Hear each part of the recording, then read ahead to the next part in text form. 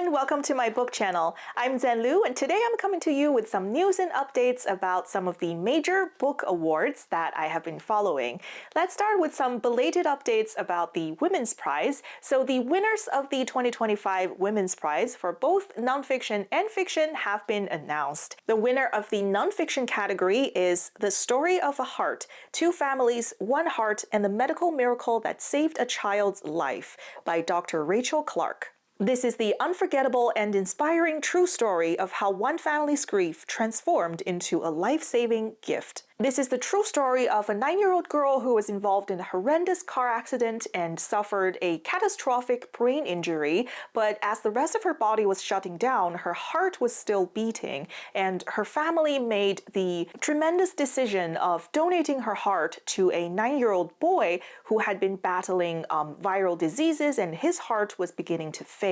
And while he was waiting for this donation, he kind of became the face of the campaign to change UK's laws around organ donations. And through various exchanges of messages of gratitude, the mother of the girl and the mother of the boy eventually decided to meet. The author, Dr. Rachel Clarke, was a television journalist and documentary maker before going to medical school. So then she received her degree in medicine, and then she now specializes in palliative medicine, which is the end-of-life care and helping people live the end of their lives as fully and richly as possible. The Women's Prize for Fiction 2025 has gone to The Safekeep by Yael van der Wouden. This book was also shortlisted for the 2024 Booker Prize, and it has received a lot of praise and rave reviews. This book is set in 1961 Netherlands. Isabel's orderly life is disrupted when Eva moves in. As objects vanish and obsession grows, Isabel's paranoia transforms into desire, revealing hidden wartime truth. The author Yael van der Wouden is a writer and teacher, and she currently teaches creative writing and comparative literature in the Netherlands. So I think I may have misunderstood what this book was about when I first read the long list for the Women's Prize for Fiction. I think that synopsis kind of described this book as focusing on Isabel and her tension with her brother's girlfriend. So I thought it was just that like family drama that was the focus of the novel. But now seeing the historical background and seeing the more like psychological, deeper layer to it, I feel like this story is more interesting than I originally predicted it would be. So now I am interested in picking it up and checking out what the story actually is. Although I have not read every single entry on the Women's Prize lists, but I did pick up The Dream Hotel, Nesting, and Ama. These were the 3 titles that the synopsis looked most interesting to me, and I enjoyed every single one of them. If I remember correctly, I reviewed all 3 in my April reading wrap-up, and I will link you that video down below. The finalists for the 2025 Hugo Awards have also been announced. They are Alien Clay by Adrian Tchaikovsky. This is the story of a political dissident who was exiled to the planet of Kiln,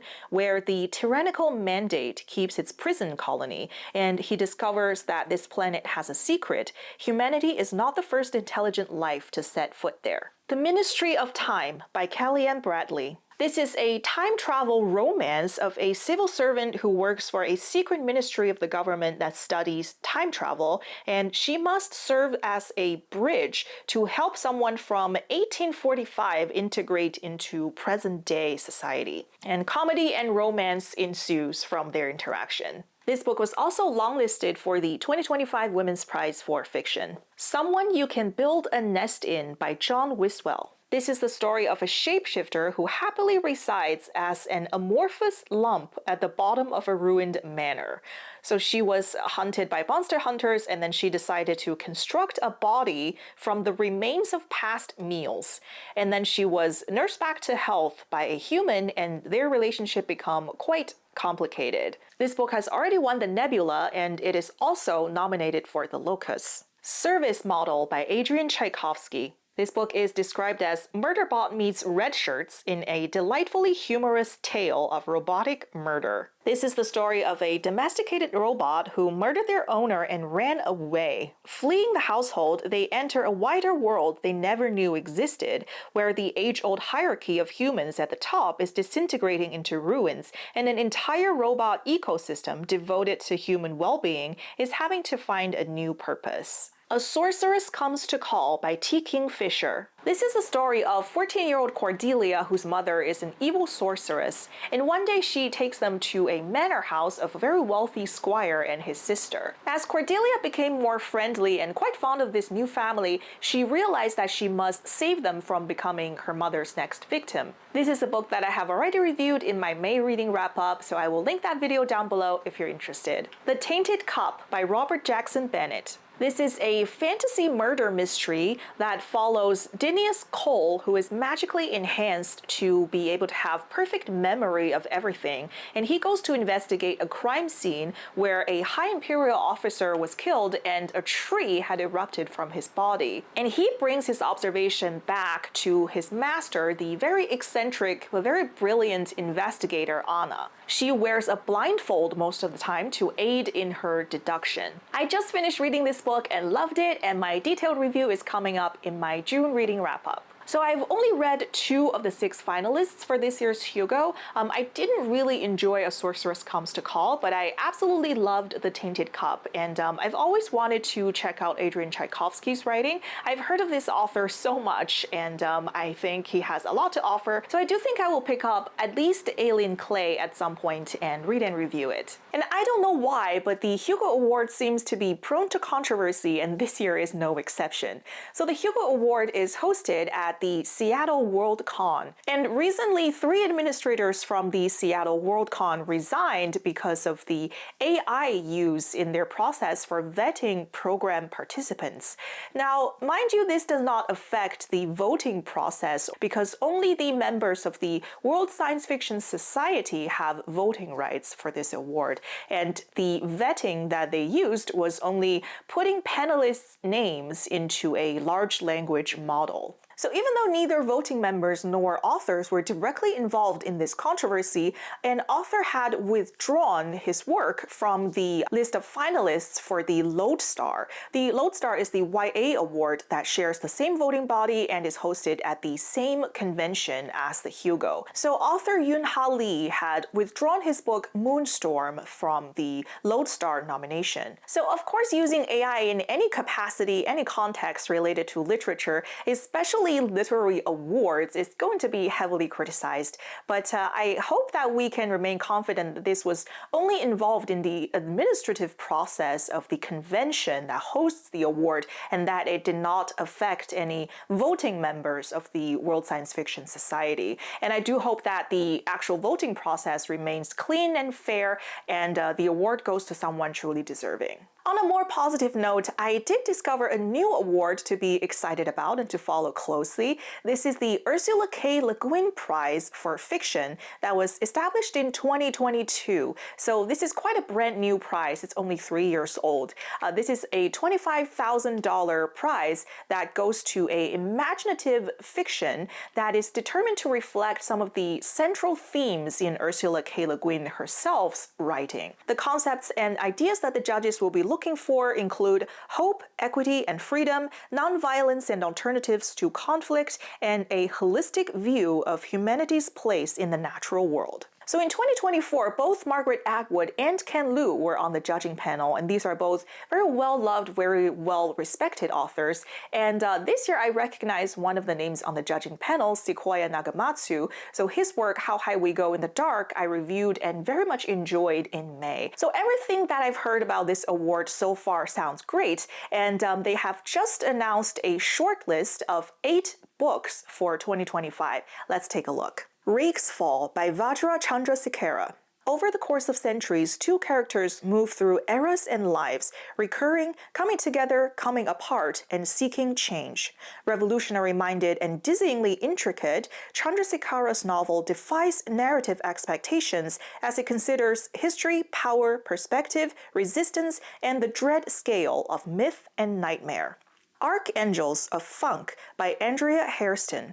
The next World Festival must and will go on in Archangels of Funk, which depicts an art and community-filled vision of how we might live in a semi-apocalyptic future. Warm, hopeful, funky, and wise, Hairston's novel has room for elders, dogs, teens, children, spirits, musicians, performers, writers, coders, and everyone else, on stage or off. Blackheart Man by Nalo Hopkinson. On the island nation of Chinchin, guillotine training Vikosi gets himself into considerable trouble while trying to help head off a potential invasion and to figure out what's happened to the town's children. Layered with history, culture, and folklore, Hopkinson's novel is a lush, adventurous feast of possibility and wit. The Sapling Cage by Margaret Killjoy. Killjoy's beautifully imagined coming-of-age fantasy explores acceptance, community, gender, power, and resistance through the story of a young trans protagonist who becomes more fully herself among anarchic witches, irreverent knights, compelling magic, and an unnerving threat to the natural world. The West Passage by Jared Pechaček. An illuminated and illuminating tale, The West Passage follows two young people carrying outsized responsibilities as they move through a surreal and vividly imagined landscape of beauty and horror. Pechaček's debut considers power, tradition, and the possibility of rejecting expectations in search of a better future. Remember You Will Die by Eden Robbins. Composed primarily of obituaries, Remember You Will Die traces the lives of artists, activists, scientists, and more as they intersect and overlap with the existence of a yearning AI who misses her daughter. In this unexpectedly life-affirming novel about death, Robbins weaves a polyphonic narrative that is intergenerational, art-filled, and subversive. The City in Glass by Nevo. A demon named Vitrine spent centuries rebuilding her beloved city after its destruction by righteous angels, one of whom lingers, slowly and strangely offering help. Vo's latest is a story about deeply understanding and loving a place, and about the difficult, necessary, meaningful work required to rebuild when one's world is irrevocably broken. North Continent Ribbon by Ursula Witcher. Witcher elegantly weaves a complex picture of the cultural and political history of the planet Nakarat, home to assassins, judges, sex workers, teenagers, and sentient starships, building a nuanced, tender understanding of how the politics of power plays out through the lives of individuals and how collective resistance evolves within intimate relationships. And I will link the website for the Ursula K. Le Guin Prize down below so you can read the full synopsis and read the bios of the judges on this year's panel. So those are some of the book award news and updates that I've gathered. I hope you've enjoyed this video. Please let me know in the comments below what you thought of the Women's Prize winners, the Hugo Finalists, and the Ursula K. Le Guin Prize shortlisted books. Please let me know if you're interested in picking up any of these titles, and definitely let us know if you've read any and what your thoughts are. Thank you so much for watching, and see you next time.